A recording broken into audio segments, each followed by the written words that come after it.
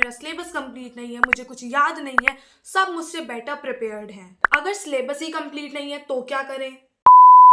Hi everyone, मेरा नाम है तृष्णा। मैं हूँ क्लास 12th में। मैं अपनी क्लास 12th की जर्नी आप लोगों के साथ शेयर करती हूँ, प्लस 10th का थोड़ा बहुत एक्सपीरियंस भी।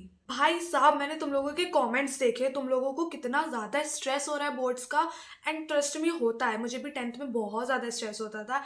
एंड अभी 12th में मुझे इस चीज़ का स्ट्रेस है कि मुझे बोर्ड का स्ट्रेस क्यों नहीं हो रहा है। ओके सी, तुम्हें अगर स्ट्रेस हो रहा है तो मतलब थोड़ा सा खुश भी हो जाओ, क्योंकि स्ट्रेस होना भी ज़रूरी है, लेकिन इतना ज़्यादा स्ट्रेस नहीं कि तुम पढ़ना भूल जाओ। ओके सी, सबसे पहले तुम लोग रियलिटी समझो। परफेक्ट प्रिपरेशन किसी की भी नहीं होती है। बोर्ड से पहले हर स्टूडेंट को लगता है मेरा सिलेबस कंप्लीट नहीं है, मुझे कुछ याद नहीं है, सब मुझसे बेटर प्रिपेयर्ड है। बट ये रियलिटी नहीं है। इस टाइम पे आपको स्मार्ट प्रिपरेशन करनी होगी, ना कि लॉन्ग आवर्स प्रिपरेशन। अब सबसे इंपॉर्टेंट बात, अब लास्ट के कुछ ही दिन बचे हैं, 3 चीजों पर ज्यादा फोकस करना: NCERT revision, PYQs and sample papers. अब बहुत सारे बच्चों का ये डाउट रहता है पीवाईक्यूज कैसे करने हैं। भाई सबसे पहले तो एक चैप्टर रिवाइज करो, उसके जितने भी पीवाईक्यूज है सब मत करो, कुछ कर लो जिससे आपको आइडिया मिल जाए, जिससे आपको कॉन्फिडेंस बिल्ड हो जाए आप में कि हाँ ये मुझसे हो रहा है, तो बस बहुत है।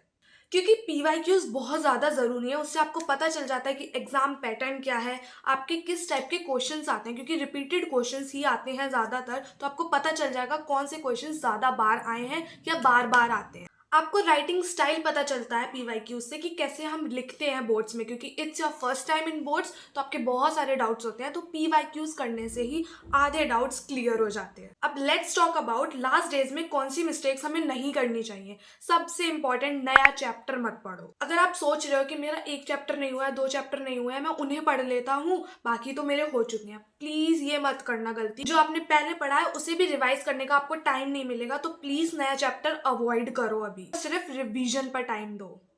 एंड सिर्फ रीडिंग से काम नहीं चलता है, आपको लिखने की भी प्रैक्टिस करनी चाहिए। आप सोच रहे हो कि मैंने पीवाईक्यूज देख लिए हैं, हो जाएंगे।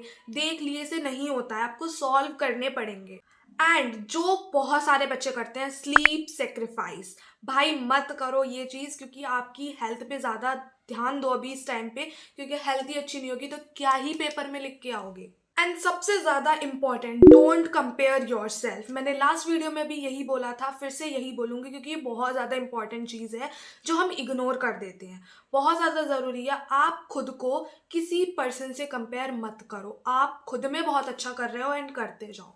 अब सबसे कॉमन डाउट, अगर सिलेबस ही कंप्लीट नहीं है तो क्या करें? अब सिलेबस तो इतनी जल्दी कंप्लीट नहीं हो पाए। अब सबसे पहले आप क्या कर सकते हो, आप इंपॉर्टेंट चैप्टर्स देख सकते हो, कौन से हैं इंपॉर्टेंट, जिसका ज़्यादा वेटेज है, आप उनको अच्छे से प्रिपेयर कर लो।